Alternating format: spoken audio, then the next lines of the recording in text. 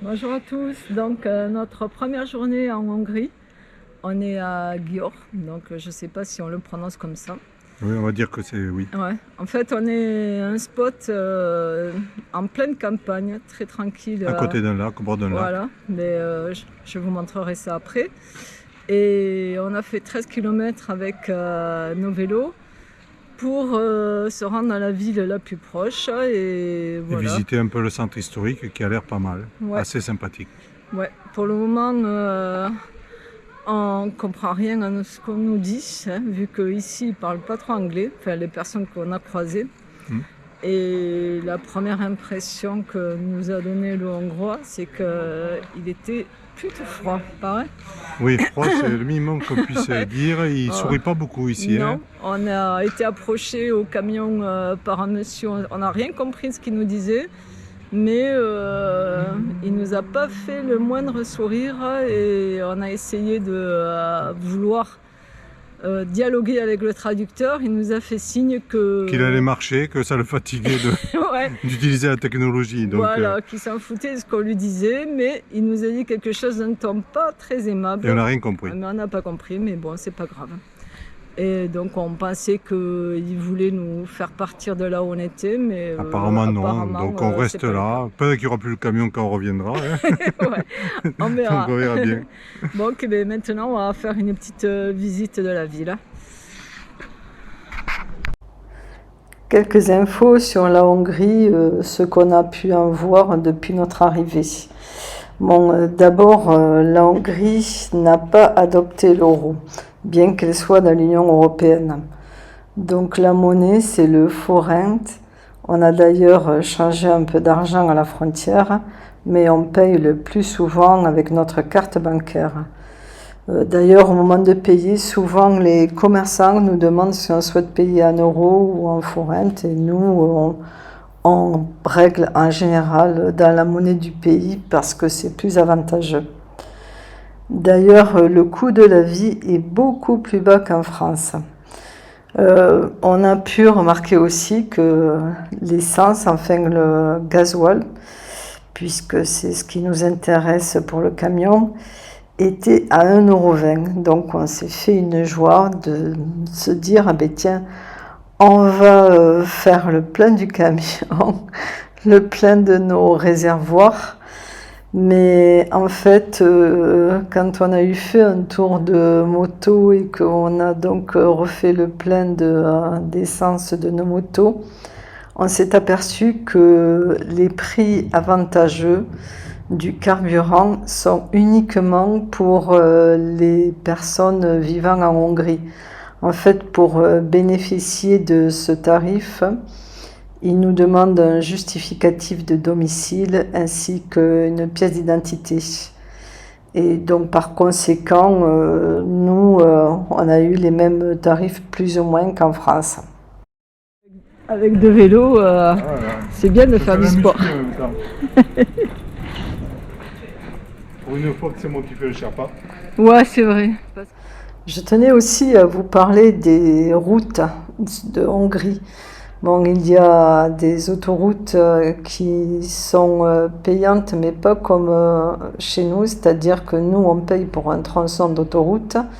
Là, en Hongrie, il faut prendre une vignette que l'on peut prendre sur Internet. Et avec cette vignette, on peut la prendre à la journée, à la semaine, au mois, voire plus. Nous l'avons prise au mois.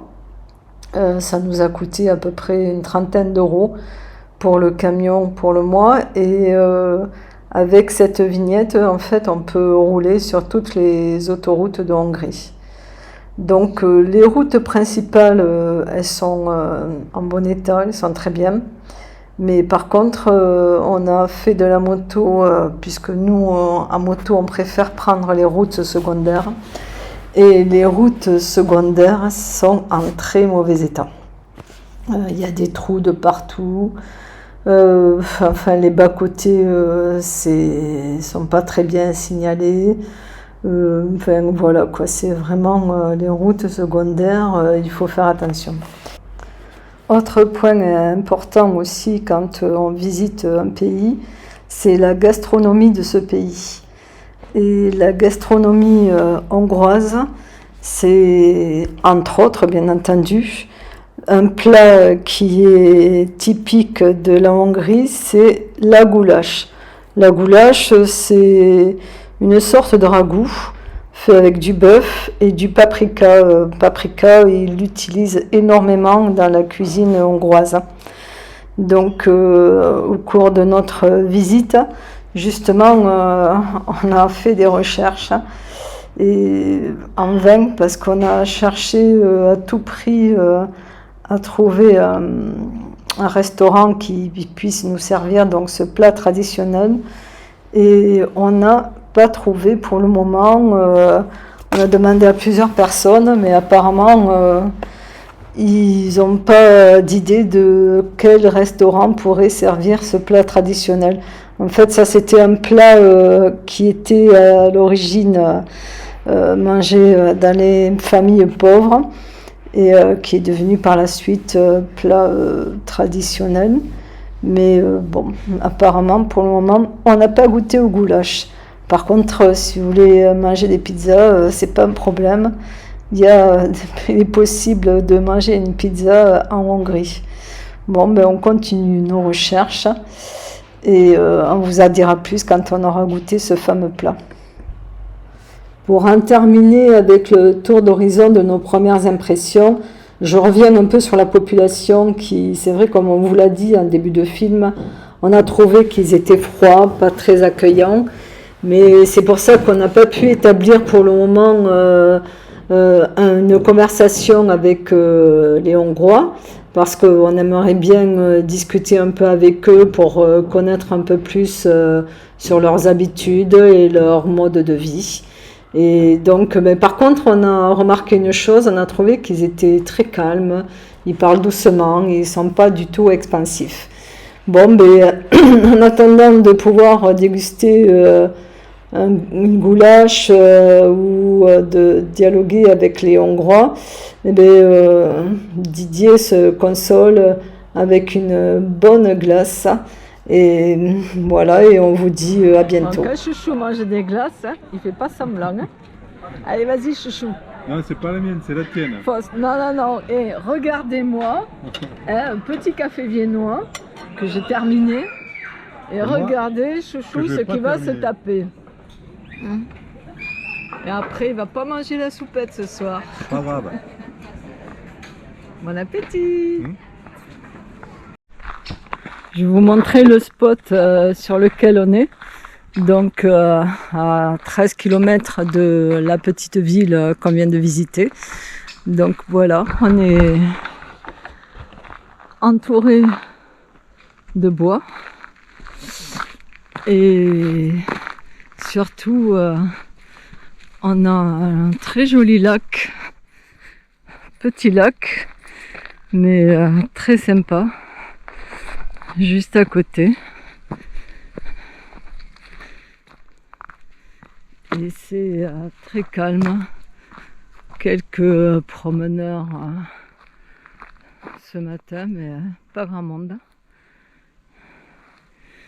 Et voilà où on est et où on va rester quelques jours pour visiter un peu le coin.